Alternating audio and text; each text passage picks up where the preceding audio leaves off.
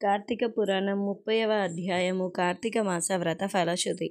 ఈ వ్రత కథలన్నీయు పూర్తిగా విన్న ఋషులు సూతుని చూచి ఇట్లనిరి. మహానుభావ సూత, నీవు మాకు శ్రీహరి మహిమలను చెప్పినావు, సంతోషించినాము. కార్తీక మాస వ్రత ఫలము చూసి కూడా వివరింపుము. అంతేకాక కలియుగములో రాగద్వేషములకు సంసారములకు లోబపడి పాపాత్ములకు పెద్ద శ్రమ లేకుండా సులభముగా పుణ్యము నిచ్చేది ఏది? మోక్ష సాధనమైన ధర్మములెన్ని? ఉత్తమ ధర్మమేది? సర్వదేవతలలో ఉత్తమ ఫలమునిచ్చు మహాదేవుడెవరు? ఏ కర్మములు చేసినచో సంసార వ్యామోహములు దూరమగును? ఈ మానవులు మందబుద్ధులు, మృత్యుపీడితులు, సులభంగా వీరికి మోక్ష కలుగును ఉపాయము చెప్పుము. ఇంకను శ్రీహరి కథలేమైనా చెప్పుము అని అడగగా సూతుడు చెప్పసాగెను. మునులారా, మీరడిగిన ప్రశ్నలు బాగున్నవి. ఇది లోక పరాక్రమము చేయు ప్రశ్న. మీరాడిన మాటల వలన యజ్ఞ ఫలిము సమకూరును. కార్తీక వ్రతము వేదోక్తమైనది.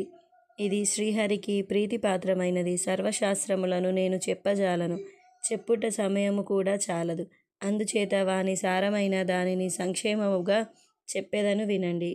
విష్ణు కథలందు ప్రీతి కలిగిన మాసములు సంసార సాగరముల నుండి చెందిచెదరు.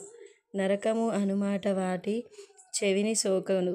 సూర్యుడు తులా సంక్రమణముకు ప్రవేశించినప్పుడు అనగా కార్తీక మాసము దామోదర పూజ, దానము, నది స్నానము, దీపదానము, రాత్రి ఆకాశదీప ప్రజ్వలనము చేయు మనుష్యులకు పూర్వజన్మ సుకృతాలు అయిన పాపములన్నీయు నశించును.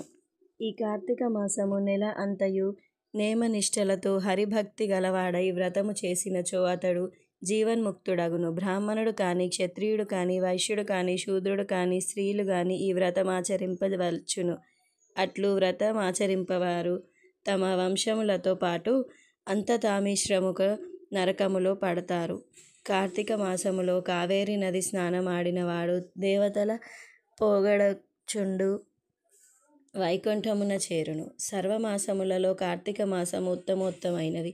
ఈ కార్తీక వ్రతము జ్ఞానసిద్ధి పొందలేని సామాన్య మానవులకు కల్పవృక్షము వంటిది. విష్ణువునకు ప్రీతికారము, పాపనాశకము, సంసార బంధములను ఛేదించినది, సర్వ దుఃఖముల నుండి కష్టముల నుండి విముక్తి కలిగించునది.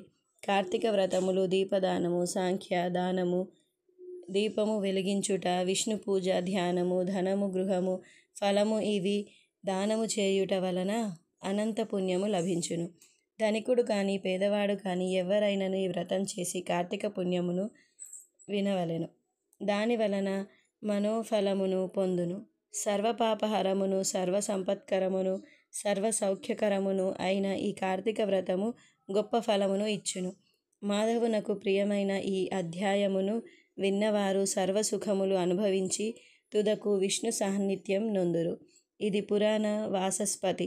పురాణ పంచ శ్రీ చిత్రచే అనువదింపబడిన స్కాంద పురాణములోని కార్తీక మహాత్మ్యములో 30వ అధ్యాయము సర్వమును సంపూర్ణము. ఇది 30వ అధ్యాయం సంపూర్ణం.